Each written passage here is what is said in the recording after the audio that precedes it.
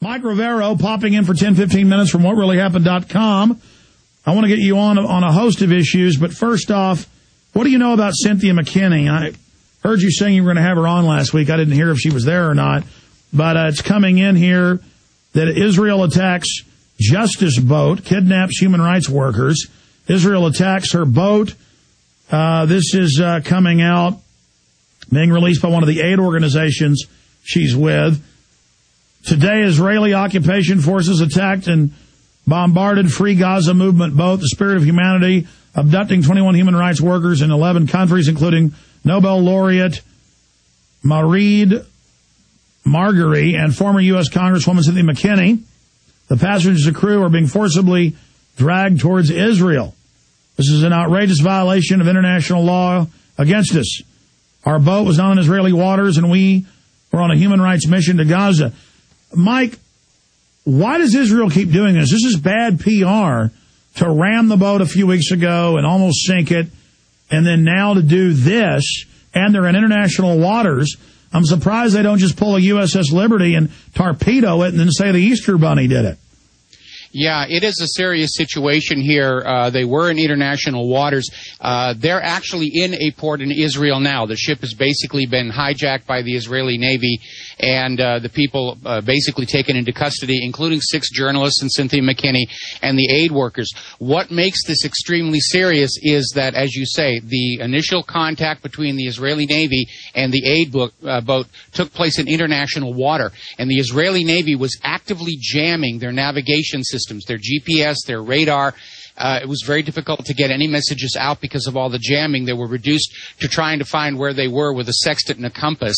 And it was just a very, very difficult situation. It was in the middle of the night when this happened. And, of course, the big situation here is the corporate media, which made such a big stink about the arrest of the staffers at the British Embassy in Tehran, and they were claiming it was a new hostage crisis.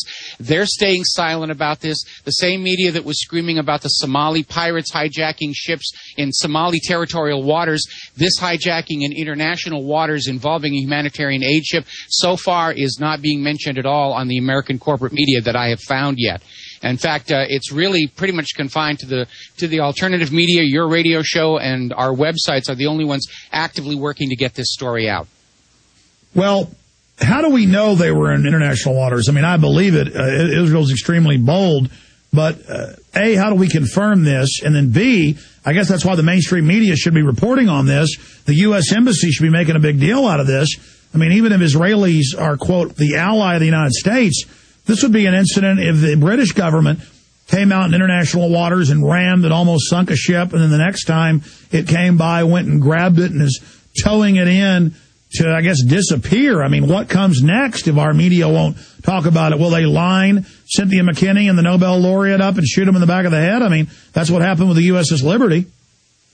Well, the situation here is definitely, it's a tremendous diplomatic crisis here, and the U.S. can basically stand back and try and pretend it's no big deal. But the reality is that this boat was carrying the very sort of materials that Barack Obama had just requested Israel start to allow into Gaza, mostly bags of cement, things like that, construction materials. And so what Israel has basically done is thumb its nose at Barack Obama pretty much on the same day the Congress just put through some new loan guarantees for Israel to go on building settlements in the illegal occupied territories of Palestine. And so it is amazing. Israel is basically on top of simply this act of piracy on the high seas and this violation of international law. Israel is literally almost, it seems like, daring the United States to try and do something, or at least trying to show that the U.S. can't do anything, that the U.S. is going to be forced to go on spending money in Israel, and Israel is just going to do what it wants, whether it's building more settlements or seizing ships with former congresswomen on them. Israel is completely out of control here, and they're basically... But, I mean, the move to make would be just let her bring the medicine and cement in, and then it wouldn't be a big PR coup for Cynthia McKinney and the Free Gaza groups. I mean, I guess just Israel just does not care. Yeah, Israel doesn't care. They're convinced that if they spend enough money and if they control enough media, that their world image can be repaired. I mean, after the disaster of Operation Cast Lead, They're spending millions of dollars to run ads. Believe it or not, they're even running ads on my radio show here on GCN. And it's astounding the arrogance that's on display here.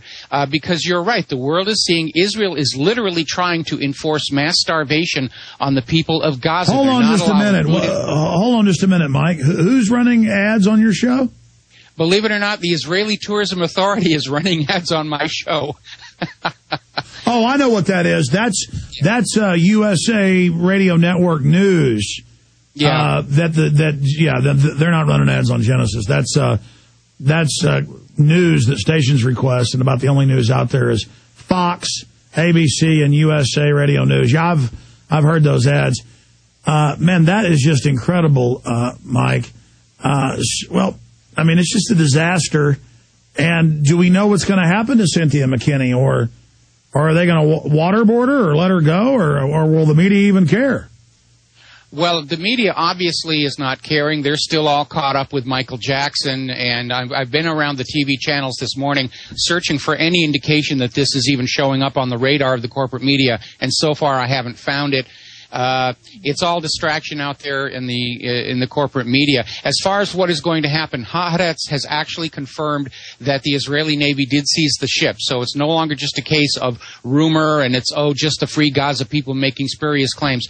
Haaretz has confirmed that this has in fact happened. The ship is in port.